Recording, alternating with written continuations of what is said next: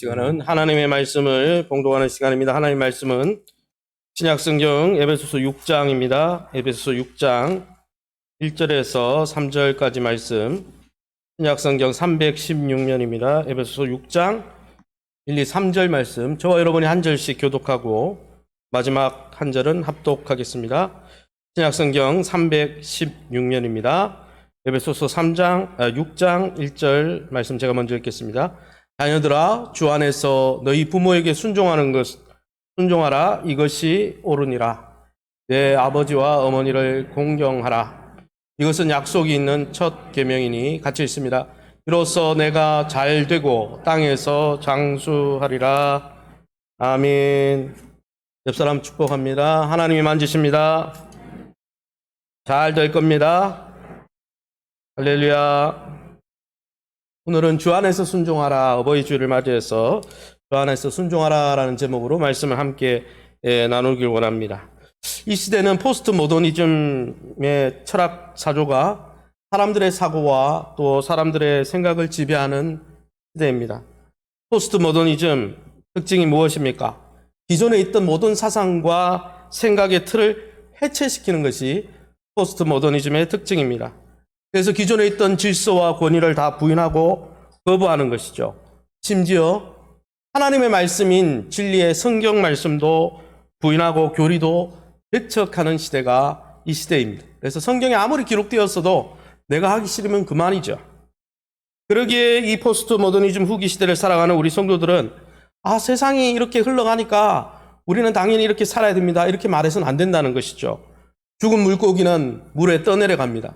그러나 살아있는 물고기는 어떻습니까? 물을 거슬러 연어처럼 거슬러 올라가듯이 살아있는 신앙인들은 세상의 풍조에 떠밀려 갈 것이 아니라 이 시대에 하나님의 뜻이 무엇인지 분별하면서 그 뜻을 쫓아 살아야 될 줄 믿습니다.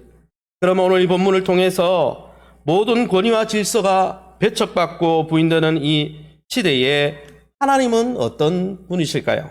오늘 본문을 통해서 첫 번째 알 수 있는 것 하나는, 하나님은 우리 부모를 세워서 우리를 양육하고 인도하시는 이 주의 설계와 섭리를 하나님은 우리가 신뢰하길 원하신다는 거예요. 하나님은 이 시대에 우리를 양육하고 인도하기 위해서 직접적으로 천사를 보내거나 하나님이 직접 나타나서 인도하시는 것이 아니라 하나님의 대리자, 사람 리더십을 세워서 인도하시는데, 가정에서는 부모가 그 리더십인데 그를 통해 하나님이, 인간 리더십은 연약합니다. 부모 리더십도 연약하죠.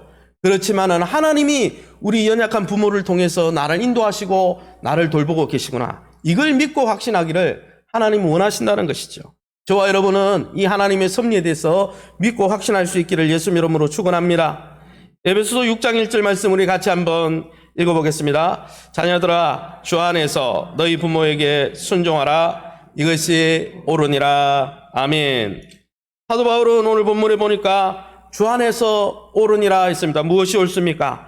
부모 순종의 삶이 하나님 앞에 가치가 있고 옳고 소중한 삶이라고 말씀하고 있습니다. 그러면 여러분, 부모에게 순종하는 것이 왜 옳은 것일까요? 그것은 주 안에서라는 이 단어를 잘 해석하면 이 본문은 쉽게 풀립니다. 에베소서 6장 1절 쉬운 성경에 이렇게 설명이 되어 있죠. 자녀들은 부모에게 순종하십시오. 이것이 주님을 믿는 사람으로서 옳게 행하는 일입니다. 아멘. 이 성경에 보니까 주 안에서라는 말을 어떻게 해석하고 있습니까? 많은 성경들이 이렇게 해석하고 있는데 그것을 주님의 믿는 사람으로서 이렇게 해석하고 있다는 것이죠.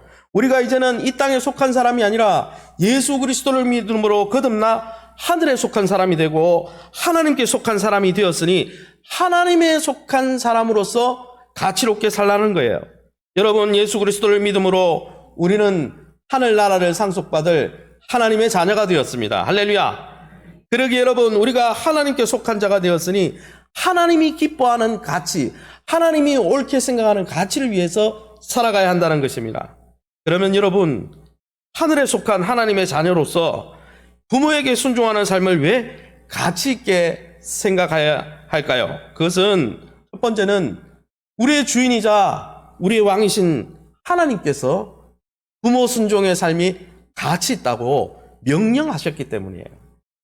하나님의 관점에서 부모 순종의 삶이 귀하고 가치 있다고 주님은 이미 구약 성경에 말씀하셨습니다. 그래서 사도 바울은 오늘 6장 2절 3절에 이렇게 말씀하고 있죠. 내 아버지와 어머니를 공경하라. 이것은 약속이 있는 첫 계명이니 이로써 내가 잘 되고 땅에서 장수하리라. 오늘 본문에 보니까 주님 안에서 부모에게 순종하라라고 이야기한 다음에 왜 이것이 가치 있고 하나님 앞에 경건한 삶인가 그것을 설명하는 사도 바울은 2절과 3절에 구약의 십계명을 인용하고 있습니다. 우리는 2절 3절 읽을 때 이게 십계명인가 의아할지 몰라도 내 부모를 공경하라 이로써 내가 잘되고 장수하리라 이게 십계명의 제5계명이죠. 사도 바울은 왜 우리가 부모 순종의 삶을 가치 있게 생각해야 되냐? 우리가 하늘에 속한 사람이 되었는데 하늘의 왕 되신 하나님이 이것을 기뻐하신다. 그게 어디에 나오냐? 2절 3절에 말씀하면서 십계명에 나오지 않냐? 이렇게 논증하고 있다는 것이죠. 여러분 부모 공경의 삶은 오늘 2절을 말씀해 보니까 약속이 있는 첫 계명이다 그랬어요. 여러분 십계명의 첫 계명은 하나님에 대한 계명이죠. 그죠? 1계명부터 4계명까지는 하나님에 대한 계명이에요. 여기에 나오는 약속 있는 첫 계명이라 말하는 것은 10계명 중에 사람에 관계된 계명 중에 첫 번째가 무엇이냐는 거죠. 여러분 제5계명이 무엇입니까? 5계명부터 10계명까지가 사람에 대한 계명인데 사람 관계에서 제일 중요하게 생각한 하나님이 제일 중요하게 생각하시는 게 뭡니까? 내 부모를 공경하라는 것이죠. 그래서 여러분 인간관계의 제일 첫 단추가 되는 것이 바로 부모와의 관계라는 거예요. 상담학자들이 어릴 적에 부모와의 대상관계가 좋아야 사회생활도 잘하고 그가 자존감이 높은 삶을 살 수 있다고 말합니다. 성경은 분명히 십계명에 이 사람에 관계된 첫 번째 계명이 바로 부모 공경이라 말씀하고 있는 것이죠. 게다가 무엇이 있다고요? 약속이 있다 그랬어요. 무슨 약속이요? 하나님의 축복이 약속된 계명이라는 거예요. 십계명의 모든 계명이 다 축복이 약속되어 있지 않습니다. 여러분 사랑과의 계명 속에 축복이 약속된 계명은 부모 공경의 이 계명 외에는 축복이 약속되어 있지 않다는 거예요. 하나님이 인간 관계에서 사랑과의 관계에서 제일 첫 번째로 이 계명을 놓으시고 거기에 하나님의 축복을 듬뿍 약속했다면 그 말은 뭐예요? 하나님이 중요하게 생각하시는 계명이라는 거예요. 여러분 하나님을 믿는 하나님의 백성이 소중하게 다뤄야 될 계명이라는 것이죠. 그러면 정말 구약의 십계명이 오늘 사도 바울이 이야기하는 것처럼 그렇게 묘사하고 있습니까? 우리 출애굽기 20장 말씀을 우리 함께 십계명 본문을 찾아가서 한번 읽어보겠습니다. 20장 12절입니다. 내 부모를 공경하라. 그리하면 내 하나님 여호와가 내게 준 땅에서 내 생명이 길리라. 신명기 5장도 읽어보겠습니다. 너는 내 하나님 여호와께서 명령한 대로 내 부모를 공경하라. 그리하면 내 하나님 여호와가 내게 준 땅에서 내 생명이 길고 복을 누리리라. 아멘. 아마 사도 바울은 신명기 5장에 나오는 이 십계명 중 제5계명을 인용한 것 같습니다. 그런데 이 구약의 십계명 1계명부터 10계명 전부가 나오는 곳은 딱 두 군데밖에 없습니다. 10계명의 일부가 나오는 곳은 성경에 많이 있죠. 그러나 10계명 전체가 나오는 부분은 딱 두 부분인데 오늘 출애굽기 20장 출애굽해서 시내산에서 야영하고 이 모세가 산에 올라갔잖아요. 그때서 이제 내려왔을 때 기록한 그 본문이 출애굽기 20장 본문이에요. 그래서 거기에 십계명이 고스란히 나옵니다. 또 한 번은 신명기 오늘 읽은 5장 본문에 나오는데 이것은 이 가나안 땅을 목전에 두고 이제 모세는 가나안 땅에 못 들어가니까 너네가 들어가면 이렇게 살아야 된다 그러면서 다시 신명기 5장에 보면 이 십계명을 조목조목 설명하는 구절이 바로 모세의 고별 설교 마지막 유언 설교에서 한 번 더 등장하죠. 그러면 이 모세가 받은 십계명 두 돌비에는 부모 공경의 삶에 대해서 뭐라고 이야기합니까? 20장 본문의 12절에 보니까 내 부모를 공경하라. 그리하면 내 부모를 공경하면 내 생명이 길리라. 내가 장수하고 건강한 웰빙의 삶을 살 수 있다. 이렇게 이야기했죠.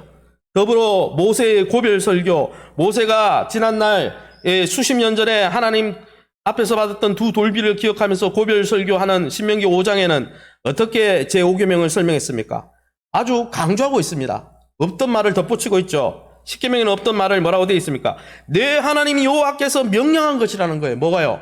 부모 공경의 삶이 하나님이 명령한 것이라는 거예요. 그러면서 뭐라고 이야기하고 있습니까?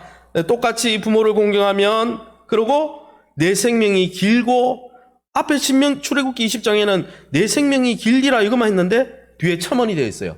복을 누리리라, 이렇게 첨언하고 있죠. 강조한 것이죠. 어쨌든 중요한 것은 하나님은 이방 땅, 특별히 이집트 땅에서 이집트 문화에 흠뻑 젖어 있던 이스라엘 백성을 건져내시고는 너희는 내 백성답게 살아야 되는데 내 백성답게 사는 것이 무엇인지 보여주겠다 그러고 십계명을 기록하게 하셨습니다. 십계명을 실천하고 순종해서 구원받는 게 아니고 구원받은 사람에게 하나님의 백성답게 살아라고 주신 것이 십계명이죠. 그 십계명에서 뭐라고 이해했습니까? 구원받은 이스라엘의 왕으로서 하나님이 부모를 공경하라. 너희는 세상 사람과 달리 너희는 구원받은 하늘 백성이니 세상과 다른 거룩한 삶을 살 때, 세상 사람들은 다 부모의 권위를 무시하고 저버리고 짓밟아도 너희는 부모를 공경하는 거룩한 삶을 살아라. 그것이 내 뜻이다. 그 부모 공경의 삶에 너희의 인생의 가치를 두어라. 이렇게 말씀하고 있다라는 것이죠. 하나님은 사람에 관계된 계명 중 가장 첫 번째로 이 부모 공경의 삶을 명령하셨습니다. 더불어 부모 공경의 삶에는 분명한 하나님의 복이 약속되어 있습니다. 이처럼 하나님은 부모 공경하는 삶을 아주 소중하고 가장 인생을 살아가는데 첫 번째 단추로 생각하고 계시다는 것입니다. 그러기에 여러분, 이런 하나님을 왕으로 모신 성도들에게도 부모 공경의 삶을 요구하고 계신 것이죠. 게다가 여러분, 우리가 이 부모 공경의 삶에 우리가 가치를 둬야 되는 두 번째 이유는 하나님이 명령하셨을 뿐 아니라 사실 우리가 부모를 공경해야 되는 이유는 하나님이 부모라는 하나님의 대리자를 세워서 우리를 돌보시고 인도하시기 때문이에요. 이것이 바로 하나님 나라의 영적 질서입니다. 그래서 현대어 성경 6장 1절에 뭐라고 되어 있습니까? 에베소서 6장 1절을 우리 다 같이 한 목소리로 읽어보겠습니다. 자녀들은 부모에게 순종하십시오. 하나님께서 자녀를 감독할 권리를 부모에게 주셨으므로 자녀들은 마땅히 부모에게 순종해야 합니다. 아멘. 이 본문에 보면 개역 개정에는 주 안에서 순종하라 되어 있는데 그 주 안에서라는 문구를 어떻게 해석하고 있습니까? 하나님이 자녀를 지도하고 감독할 권리를 누구에게 주셨어요? 부모에게 주셨기 때문에 하나님 대신 지금 지도하고 있기 때문에 너네가 하나님을 정말 믿는 백성이라면 하나님 대신 지도하는 누구에게? 부모에게 순종하라. 이렇게 이야기하고 있는 것이죠. 여러분, 하나님은 자녀를 양육하고 지도하도록 부모를 세우셨습니다. 여러분, 인간 부모도 흠이 많죠. 실수가 많죠. 그러나 퍼펙트하고 완전하기 때문에 세운 게 아니라 그 부족한 부모이지만 하나님이 그들을 통해 우리를 인도하고 우리를 돌보게 하기 위해서 하나님 대신 세웠다는 거예요. 그래서 그것을 믿는다면 부모에게 순종하라. 이렇게 말씀하고 있는 거예요. 여러분, 하나님은 우리를 인도하기 위해서 때때로 여러 질서와 리더십과 권위를 세워서 일하고 계십니다. 이것이 바로 영적 질서입니다. 하나님 나라의 질서의 원리죠. 하나님은 질서를 세워서 일하는 분이에요. 마구잡이로 일하는 분이 아니에요. 첫째 날, 둘째 날 이렇게 구분하시고 질서를 세우시는 분이죠. 여러분, 하나님이 우리에게 언제 직접 나타나서 말씀합니까? 천사를 보내서요? 그런 경우는 잘 없어요. 여러분이 모세나 엘리야가 아니라면 특별한 경우를 외에는 그거는 대부분 하나님이 일하시는 방법이 아닙니다. 하나님은요, 하나님 대신 대리자를 세워서 그에게 순종하게 함으로 하나님의 뜻을 이루어 가시는 것이죠. 이것을 사도 베드로도 이렇게 말씀하고 있습니다. 베드로전서 2장 13절이죠.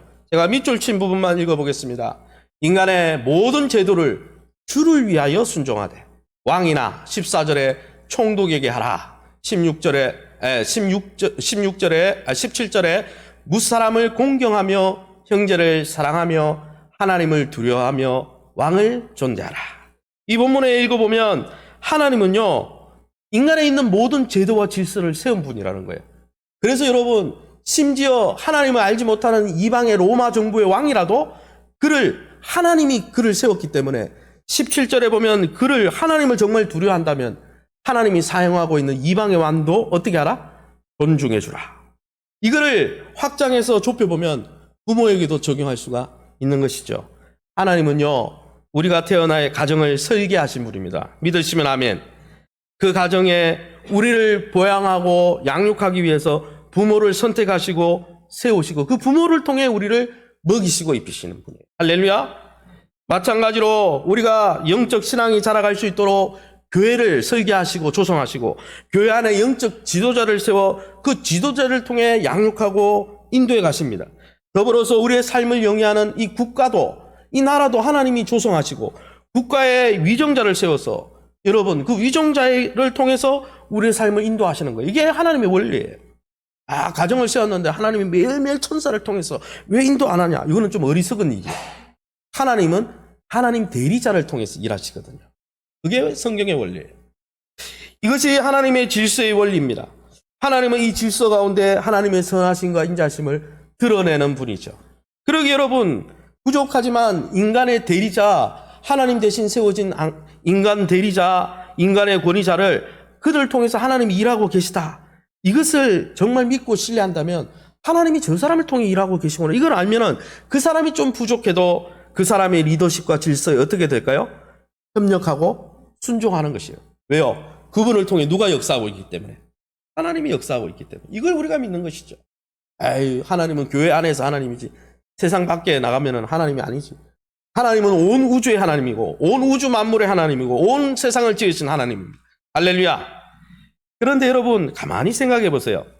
우리가 하나님이 세운 질서와 지도력에 순종하는 게 쉽습니까? 사실 곰곰이 생각해 보면 하나님이 우리를 돌보시기 위해서 세운 질서와 리더십, 그것이 부모라 할지라도 그게 인정하고 순종하려면 겸손이 요구되는 거예요. 겸손하지 않으면요 순종할 수가 없어요. 여러분 순종이 뭡니까?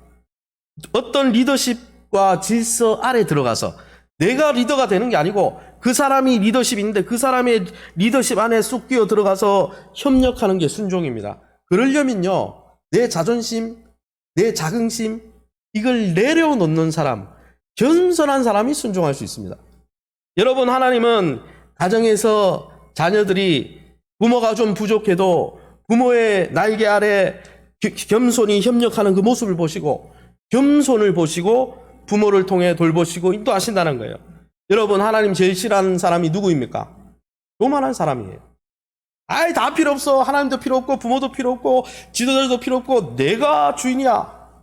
그런 사람은 하나님이 대적하신다 그랬어요.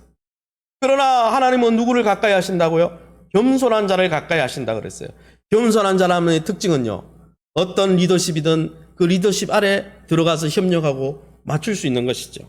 그러기 여러분 이런 하나님의 질서의 원리를 믿고 신뢰한다면 여러분 우리가 부모님에게 순종하는 것은 당연한 거예요. 왜냐하면 하나님이 그 부모를 통해 우리를 인도하고 계시기 때문이에요. 할렐루야. 그렇지 않고 부모님과 날마다 각을 세우고 내 스스로 리더십을 부모의 리더십보다 더 위에 놓고 협조하지 못하고 순종하지 못하고 반항하고 반역하면요 나는 자유다. 부모에게 전혀 종속되지 않는다. 그거는요 종속되지 않는 게 아니고 반항하는 거죠. 그렇게 갈등을 일으키다 보면 부모와의 관계가 안 좋은데 세상 가서 직장 상사와 관계가 좋을까요? 절대 그렇지 않습니다. 여러분 계속 갈등의 토지를 달고 사는 것이죠. 그렇게 갈등을 일으키며 트러블 메이커, 피스 메이커가 아니라 트러블 메이커로 살아가다 보면 결코 질서를 통해 우리를 먹이시고 입히시는 하나님의 인도를 체험할 수가 없는 거예요. 그것이 목사님 어디 나옵니까? 베드로전서 5장이 나오죠. 일례로 이렇게 말씀하셨습니다. 우리 같이 한번 읽어보겠습니다. 젊은 자들아 이와 같이 장로들에게 순종하고 다 서로 겸손으로 허리를 동이라. 하나님은 교만한 자를 대적하시되 겸손한 자들에게 은혜를 주시느니라. 이것은 가정에 대한 이야기는 아니지만 영적 가정인 교회에 대한 이야기죠. 젊은 자들아, 혈기가 있고 자기의 주장이 뚜렷한 사람들을 이야기하는 거죠. 이와 같이 장로들은 뭡니까? 나이 든 사람, 이렇게 해서 이 장로들은 영적 리더십을 가진 사람들을 이야기하죠. 그 리더십을 가진 자들에게 어떻게 하라고요? 순종하라. 어떻게 순종할 수 있는데요? 겸손으로 허리를 동일 때 그 리더십에 순종할 수 있다는 거예요. 그런데 중요한 건 뒤에 구절이에요. 하나님이 세운 질서에 대해서 순종하는 그 겸손한 사람에게 무엇을 베푼다고요? 은혜를 베풀지만 그 리더십에 순종하지 못하고 스스로 자기를 높이는 교만한 자는 멀리하시고 대적하신다. 이것은 영적인 원리이기에 가정에도 직장에도 나라에서도 다 적용되는 것이에요. 성경에 나오는 것이기 때문에. 여러분, 우리의 하나님 믿지 않던 옛자가 십자가 위에서 죽은 자만이 하나님이 세운 인간 리더십, 부모 리더십에 겸손히 순종하는 것입니다. 여러분, 하나님이 세운 리더십, 인간 리더십은 실수가 있어요. 허물이 있어요. 연약한 사람을 세웠기 때문에. 그러나 여러분, 그 사람이 부모이든 영적 지도자이든 직장의 상사이든 나라 위정자이든 부족하지만 그 사람도 여전히 흠이 있지만은 하나님이 그 사람을 우리를 돌보기 위해서 질서로 세웠다는 것을 믿고 하나님이 그 질서 가운데서 왕의 마음은 본물과 같아서 잠언 말씀에 하나님이 임의로 인도하신다 그랬어요. 지도자들을 세우시고 하나님이 권위자와 부모와 직장의 상사와 영적 지도자를 세우실 때 그냥 내버려 두시는 게 아니라 그들의 마음을 하나님이 원하는 대로 움직이신다 그랬어요. 지금도 움직이시는 거예요. 하나님이 그렇게 해서 우리를 인도하시는 걸 믿으면 여러분, 인도하는 모세에 대해서 대항하지 않죠. 여호수아와 갈렙은 겸손히 순종했죠. 그와 같은 것입니다. 그러기 여러분, 우리 부모님이 부족하지만 하나님이 우리를 돌보기 위해 세우신 하나님의 대리자인 것을 믿고 하나님이 그 사람을 통해 우리를 합력해서 선을 이루는 방향으로 인도하실 것을 믿는다면 우리는 부모에게 순종하고 협력할 수 있는 것입니다. 하나님이 이 가정의 달에 그런 믿음을 우리에게서 보길 원하신다는 것이죠. 우리를 돌보게 하기 위해서 세운 이 부모와의 관계 속에서 이 겸손과 순종을 보기를 원하신다는 것이죠. 그 아주 귀한 순종의 예가 구약 성경에 이렇게 나오고 있습니다. 제가 읽어보겠습니다. 민수기 30장이죠. 제가 읽어보겠습니다. 30장 2절 말씀, 자막이 잘 안 보이는 분은 민수기 30장을 찾으시면 됩니다. 30장 2절, 사람이 여호와께 서원하였거나 결심하고 서약하였으면 깨뜨리지 말고 그가 입으로 말한 대로 다 이행할 것이니라. 또 여자가 만일 어려서 그 아버지 집에 있을 때, 미성년일 때 이야기하는 거죠. 4절 말씀에 그의 아버지가 그의 서원이나 그가 결심한 서약을 듣고도 그에게 아무 말이 없으면 노 코멘트 하면 그대로 서원을 지키라고 했고요. 5절 말씀에 그러나 그의 아버지가 그것을 듣는 날에 허락하지 아니하면 그의 아버지가 허락하지 아니하였은즉 여호와께서 사하시리라. 여호와께서 서원을 행하지 않았지만 용서하시리라. 이런 뜻입니다. 오늘 이 본문에 보면 우리는 이 서원에 대해서 매우 중요하다고 생각합니다. 서원은 하나님께 함부로 하면 안 되는 것이죠.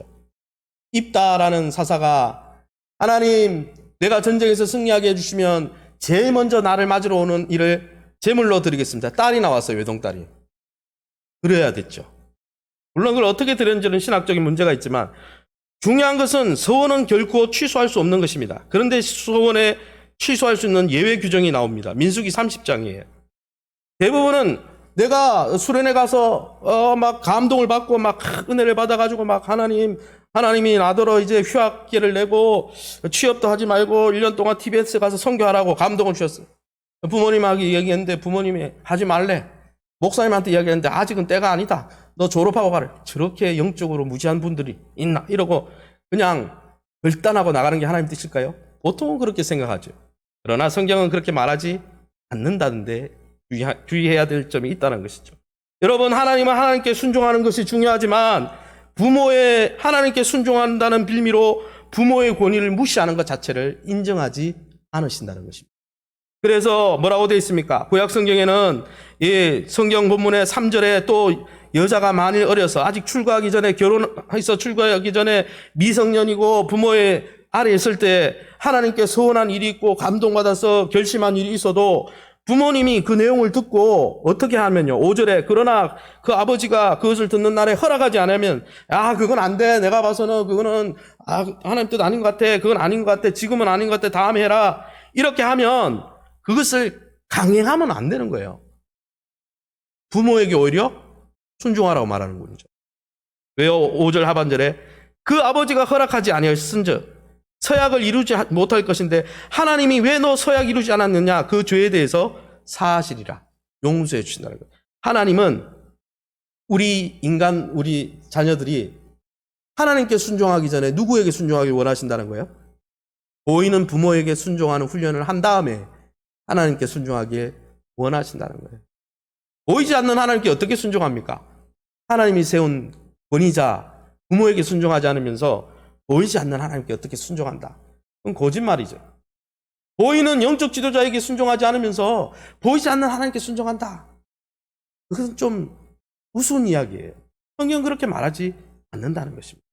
사랑하는 성도 여러분, 하나님의 설계 가운데 우리를 양육하고 우리를 양육하게 하기 위해서 하나님이 세운 부모님께 저와 여러분은 어떻게 대우하고 있습니까? 그런 고리타분한 유교적 가르침은 버리라고 말하는 이 포스트 모더니즘 세상의 철학과 사단의 속삭임 앞에서 어떻게 대응하고 있습니까? 낳아준 부모에 대한 순종과 존경은 유교의 고리타분 가르침 때문이 아니라 하나님이 우리 인류에게 특별히 믿는 하늘의 백성에게 명하신 것입니다. 하나님은 그분이 세우신 가정 안에서 부모를 통해 지금도 우리를 인도하길 원하시기에 부모에게 순종하라. 그것이 내게 순종하는 것이다. 그렇게 말씀하고 있는 것입니다. 아무쪼록 세워진 부모 세대를 통해 우리를 돌보시고 인도하시려고 하시는 하나님의 섭리 앞에서 우리처럼 완전하지 않고 부족한 분들이지만 우리를 위해서 애쓰시는 부모의 리더십에 감사하고 그 돌보심을 허락하신 하나님께 영광 돌리시는 저와 여러분 다 될 수 있기를 예수님 이름으로 축원합니다. 그러면 여러분 부모의 리더십을 세워서 우리를 돌보시는 하나님의 섭리를 정말 믿고 신뢰한다면 우리는 부모님들에 대해서 어떻게 해야 될까요?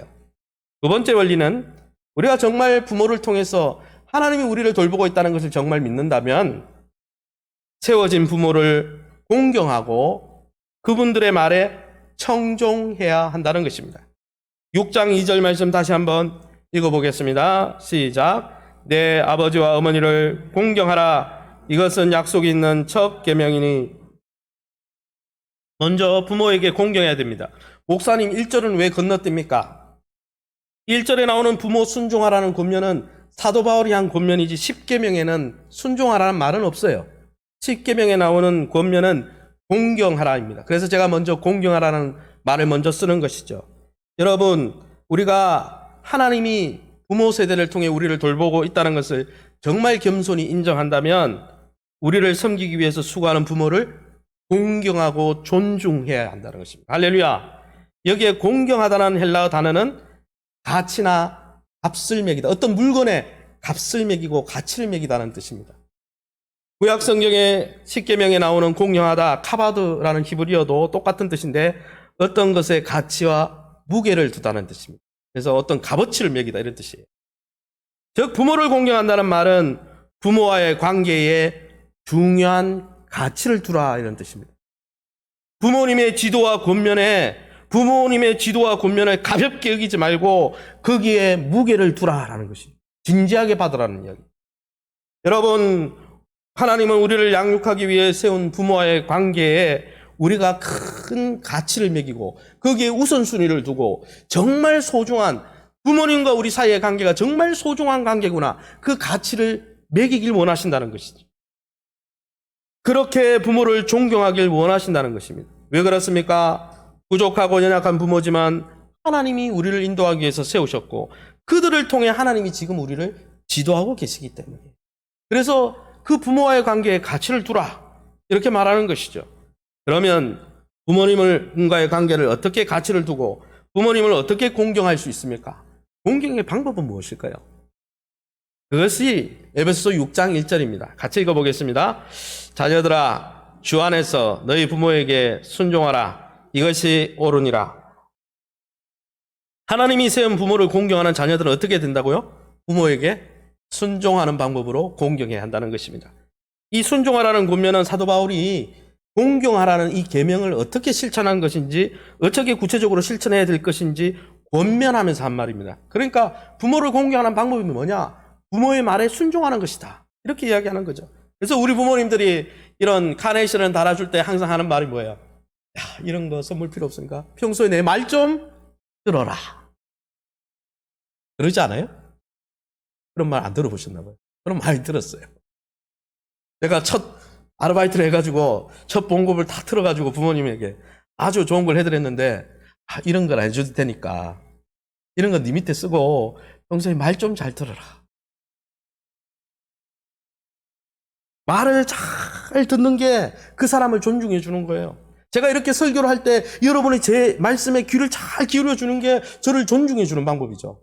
끝나고 나서 목사님 은혜 받았습니다 말고 이 설교 들을 때 벌써 눈빛이 바짝바짝 하면서 아멘 할 때 아멘 하고 할렐루야? 예, 아멘 소리가 더 커졌네요.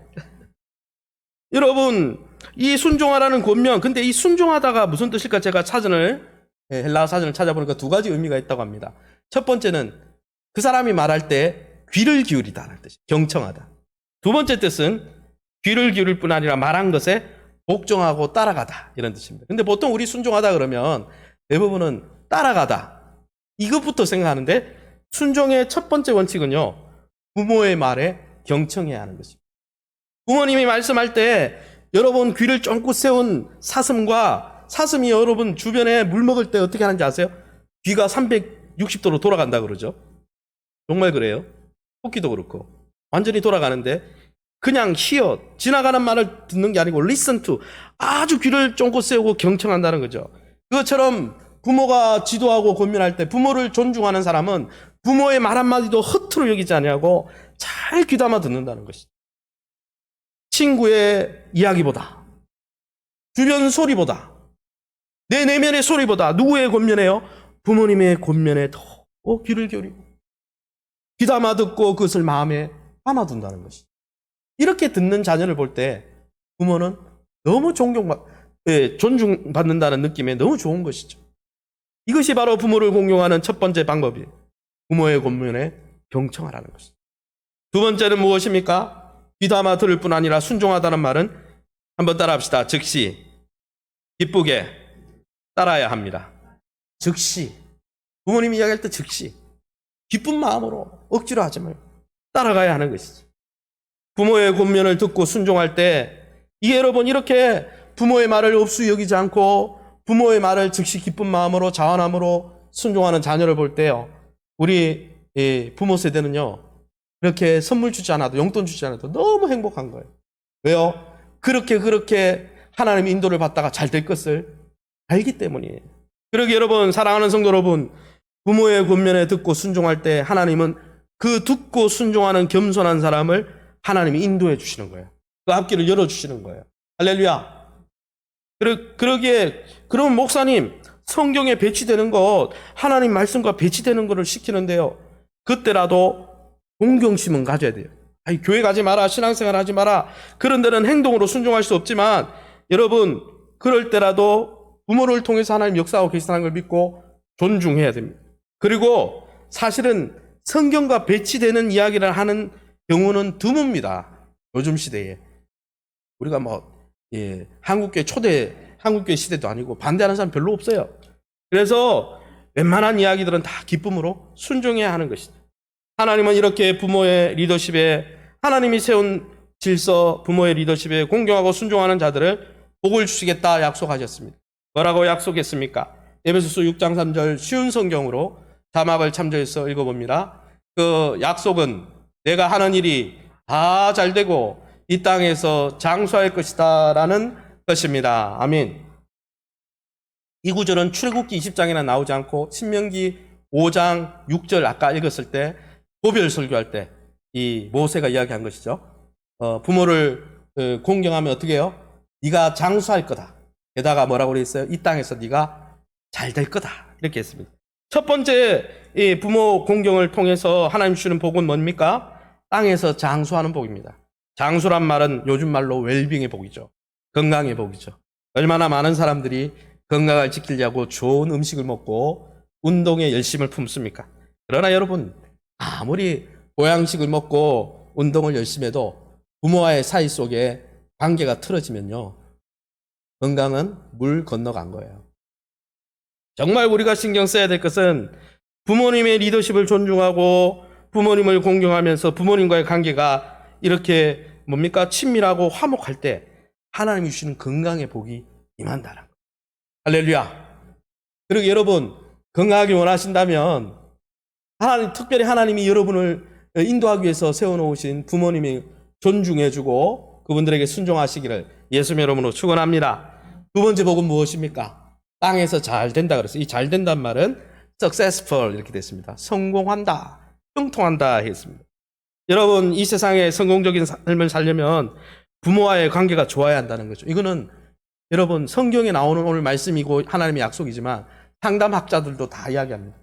어릴 적에 부모와의 대상관계가 좋지 못하고 부모와의 관계에서 애착관계가 잘 만들어지지 못하면 사회관계 속에서 여러분 관계를 제대로 맺지 못하고 사회생활을 제대로 못하고 그래서 성공하지 못한다는 것은 여러분 박사 논문으로 쫙 나온 게 수십 가지, 수백 가지입니다.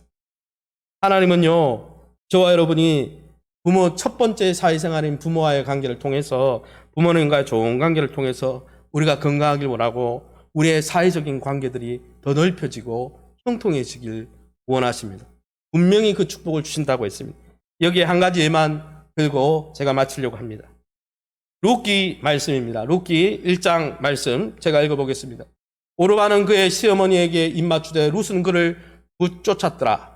2장 11절 말씀, 내 남편이 죽은 후로 내가 이 룻이 시어머니 나오미에게 행한 모든 것과 12절에 여호와께서 내가 행한 일, 내 시부모님에게 잘한 일을 보답하시기를 원하며 이스라엘 하나님 여호와께서 그의 날개 아래 보호를 받으러 온 내게 온전한 상 주시기를 원하노라. 4장에 어떤 일이 일어납니까? 보아스는 오벳을 낳고 오벳은 이새를 낳고 이새는 다윗을 낳았더라. 여러분, 이방 여인 젊은 과부 룻에게 시어머니 나오미의 삶은 그리 좋아 보이진 않았을 것입니다. 왜 그렇습니까? 모압 땅으로 건너왔는데 2주에 왔는데 나오미 가정에 좋은 일이 있었어요. 시아버지도 죽고 나오미의 그 두 아들도 죽었고 룻의 남편도 운명을 달리했습니다. 잘 되는 집안이 아닌 것 같아요. 그러나 이방 여인 이 룻은 참 효심이 깊었던 것 같습니다.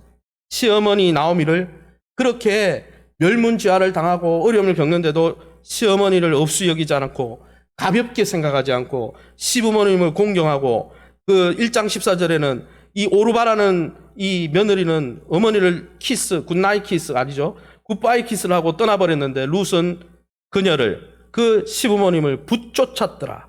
시어머님의 신앙을 붙쫓았다 그랬어요.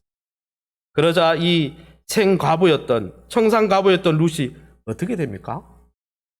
끼니도 잊지 못하던 그 가정에 보아스를 통해서 먹을 것, 물질이 공급됩니다. 그거보다 또 더 중요한 거는 그 가정이 대가 끊겼잖아요. 나오미는 애를 낳을 수 없고 룻은 이방 여인이니까 아무도 결혼하려고 하는 이스라엘 사람이 없습니다. 이방 여인하고는 결혼 안 하잖아요. 그런데 유다 지파 보아스가 룻과 결혼을 하게 돼서 오벳을 낳았는데 이 보아스와 결혼한 이 룻이요 무려 다윗 왕의 증조모가 되는 놀라운 영광을 얻었다는 거예요. 이것을 마태복음에 찾아보면 그리스도의 계보, 예수님이 나오시는 그 계보에 이방 여인 룻이 쓰임받더라는 거. 어떻게 쓰임받았어요? 시어머님을 공경하고 존중하고 그 신앙을 계승하고 순종할 때 하나님이 열어주시더라는 거예요. 생계의 문제도 열어주시고 그의 미래도 열어주시고. 할렐루야. 하나님이 이처럼 부모를 공경하고 존중하는 자녀들을 룻처럼 이 세상에서 형통하게 하시고 그들을 강건케 하신다는 것이죠. 이제 말씀을 정리하겠습니다. 사랑하는 성도 여러분, 하나님께서 우리에게 설계해 주신 가정에 대해서 어떻게 생각하고 있습니까? 하나님이 우리를 하나님 대신 돌보도록 세워 놓으신 부모의 리더십에 대해서 어떻게 감사하고 있습니까? 하나님은 우리를 돌보시기 위해서 천사를 보내서 인도하시는 것이 아니라 종종 우리처럼 흠투성인 인간 대리자들을 세워 일하고 계십니다. 하나님은 그러한 하나님의 섭리에 대해서 신뢰한다면 우리처럼 허물 많고 연약한 부모님이라도 하나님이 그 부모님을 실수투성이지만 사용하고 계시구나, 합력해서 선을 이루고 계시구나, 이것을 믿는다면 우리는 부모님을 공경할 수 있고 순종할 수 있습니다. 그렇게 공경하고 순종할 때 그렇게 겸손히 하나님의 인도를 바라는 자들을 룻의 미래를 열어주셨던 하나님이 열어주신다는 것이죠. 아무쪼록 하나님이 설계하신 우리 가정의 대리자 부모님의 수고와 헌신에 감사하면서 그들의 가치를 존중하고 순종함으로 부모님을 통해 우리를 돌보시고 인도하시는 하나님의 은혜에 날마다 감사와 영광으로 또 하나님 앞에 예배드리시는 저와 여러분 받을 수 있기를 예수님 이름으로 축원합니다. 제가 한번 기도하겠습니다. 하나님 아버지, 감사합니다. 이 세상은 모든 질서와 기존의 틀들을 다 배척하고 부인하고 깨뜨리라고 말하는 이 시대를 우리는 살아가고 있지만 하나님의 백성, 하늘에 속한 사람은 그렇게 사는 것이 아니다. 내가 너희를 인도하기 위해서 세운 부족하지만 인간 대리자, 부모 대리자를 존중해 주어라. 그들을 통해 내가 너를 인도하고 있기 때문이다. 말씀해 주시니 감사합니다. 하나님, 모든 질서를 허무는 이 시대 가운데 부모님의 존재에 가치를 부여하고 존경함으로 하늘에 속한 하나님 자녀로서의 거룩함을 드러내며 살아갈 수 있도록 성령으로 충만케 하여 주시옵소서. 특별히 하나님께서 부모님의 지도와 권면을 통해 우리를 인도하시고자 할 때에 우리가 그 음성에 귀를 기울일 수 있게 도와주시고, 또한 하나님의 명령과 대치되지 않는다면 무엇이든지 기쁨으로 즉시 순종할 수 있는 마음을 부어주셔서 하나님이 주시는 형통과 강건함의 복을 누리는 복의 통로들이 될 수 있도록 축복해 주옵소서. 그동안 자녀들을 낳고 부단히 아버지 노심초사하며 양육하기 위해 수고한 우리 부모 세대를 하나님 위로하여 주시고, 저들의 수고와 애씀이 헛되지 아니하고 저들을 통해 계승되어진 예수 신앙, 예수 부활 신앙이 자녀 세대에게 잘 이어져서 하나님 나라를 계승하는 축복자들로 자녀들이 잘 세워질 수 있도록 우리 부모 세대를 위로하시고 격려해 주옵소서. 우리 교회가 또한 놀라운 이러한 회복된 가정의 롤모델을 세워가며 그러한 거룩함으로 마지막 때 아버지 복음의 횃불을 활활 불태우는 교회 될 수 있도록 축복해 주시옵소서. 모든 영광 하나님께 돌려드리며 예수 이름으로 기도합니다. 아멘.